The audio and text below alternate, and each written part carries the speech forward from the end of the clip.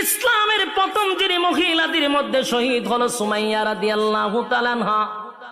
গাছের সঙ্গে বাইদা সন্তানের সামনে নির্যাতন করছে, কিন্তু সন্তানকে নসিহত করে, বাবা রে, জীবন যদি চলে যায় চলে যাবে, কিন্তু ঈমান দেওয়া যাবে না।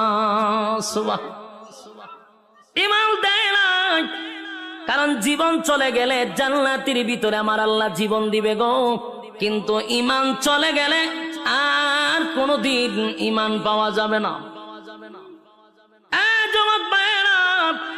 ঈমানের পরীক্ষা যুগের পর যুগ যারা ঈমান আনছে তাদের উপরে পরীক্ষা আসছে, শুধু আমাদের নবীর সাহাবায়ে কেরামদের যুগে নয়, এর আগেও যারা ঈমান আনছে তাদের উপর পরীক্ষা হয়েছে। কথা কয় না?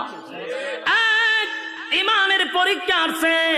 আল্লাহ রাব্বুল আলামিন রাসূলকে জানায়া দেয়, নবী গো, আপনার আগেও যারা ঈমান আনছে তাদের উপর পরীক্ষা আসছে।